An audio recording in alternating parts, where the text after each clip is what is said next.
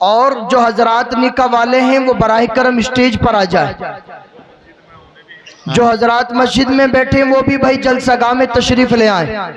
मस्जिद में जो हजरात हैं या मदरसे में इधर उधर घूम रहे हैं वो बराह करम तमाम हजरात जलसागाह में तशरीफ ले आए।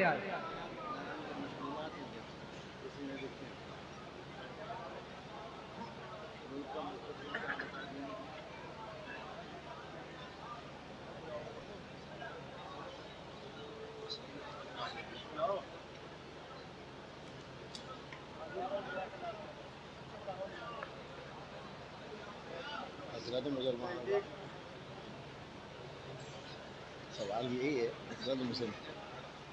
तो है इसमें क्या बात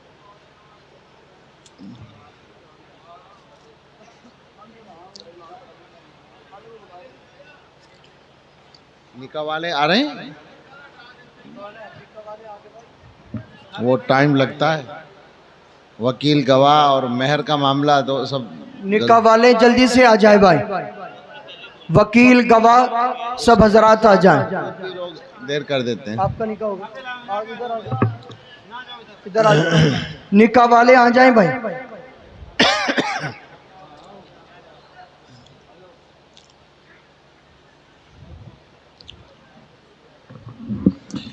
बिस्मिल्लाहिर्रहमानिर्रहीम। अल्हम्दुलिल्लाहि व कफ़ा व सलामुन अला इबादिहिल्लज़ीना इस्तफ़ा, अम्मा बाद। इशा के बाद से बयानात का सिलसिला जारी है और बहुत ही मोतबर और बड़े बड़े उलमा के बयानात आपने सुने हैं और बहुत मुफस्सल बयानात सुने हैं।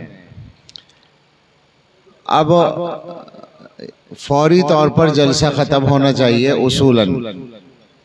उसूल से तो खैर बहुत आगे जा चुका है। उसूल क्या है जलसों का वो तो मतलब जलसे वाले जाने, मगर मैं ये समझता हूँ कि अगर किसी जलसे में देर होने की वजह से सुबह की नमाज किसी एक आदमी की भी कज़ा हो तो जलसे में नुकसान है। आप मेरी बात समझ रहे हैं ना? मैं कुछ नहीं कह रहा हूँ, कोई बात भी जलसों में होता है, देर हो जाती है। और आज के जलसे में चूँकि एक बहुत बड़ी शख्सियत की शिरकत थी, हज़रत मौलाना सज्जाद नौमानी साहब हमारे मखदूम दामत बरकातुहुम की, तो उसकी वजह से कुछ न कुछ ताख़ीर होने का अंदाज़ा भी था। लेकिन अब हमें मज़ीद ताख़ीर नहीं करनी चाहिए।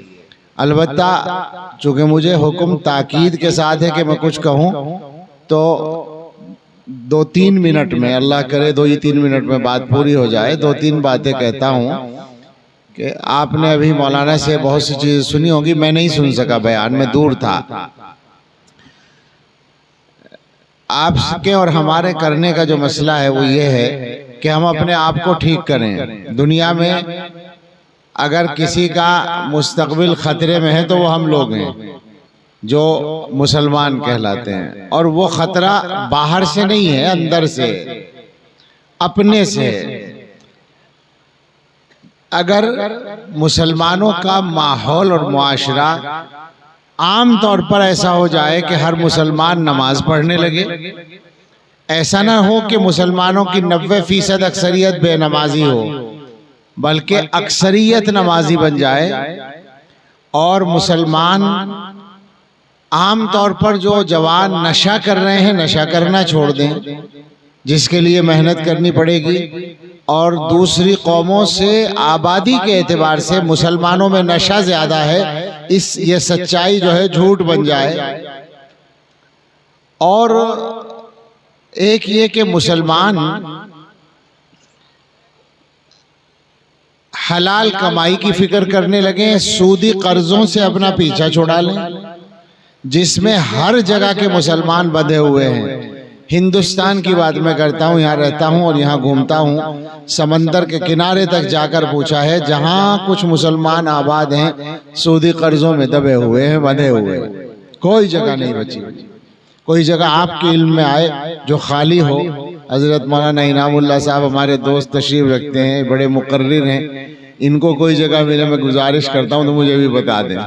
मैं पूछता हूँ हर जगह जाके, तकरीबन हर जगह पूछता हूँ, कोई जगह नहीं मिलती, कोई जगह नहीं मिलती जहाँ के मुसलमान बच्चों को नशे की आदत ना हो, कोई जगह नहीं मिलती जहाँ के मुसलमान बच्चों में जुआ या सट्टा ना हो, और कोई जगह ऐसी नहीं मिलती जहाँ के मुसलमान शादियां गलत तरीके से ना कर रहे हों।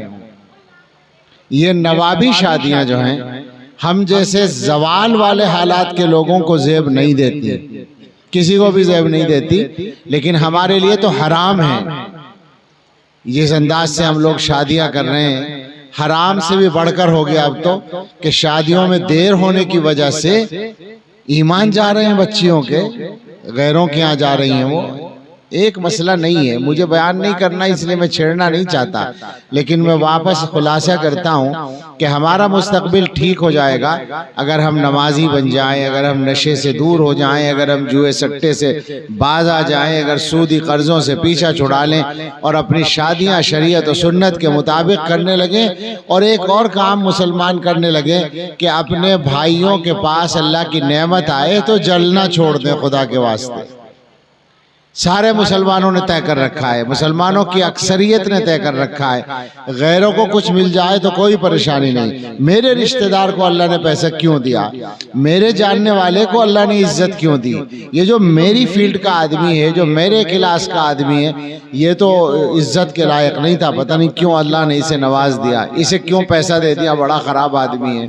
मुसलमानों ने तय कर रखा है कि अपने भाइयों की नेमतों से हसद करना है और जलना है, नाशुक्री करनी है, शुक्र का मिजाज नहीं है। ये बुराइयां बिल्कुल आम हैं। ये दो चार काम अगर हो जाएं, और ये मामूली नहीं है, बड़ी लंबी फहरिस्त मैंने बता दी है और बड़ी मेहनतों की हम सब की ड्यूटी है, और हम सब जो हम में से इन कामों के लिए जिस तरह मेहनत कर सकता हो, चाहे वो उलमा हो या दूसरे तबके हों, उनको वो मेहनत करनी चाहिए। बस मैं यही कहना चाहता हूँ और ये दुआ करता हूँ कि मुझे भी और आपको भी अल्लाह ताला सही वक्त पे सारी नमाजें पढ़ने की तौफीक दे।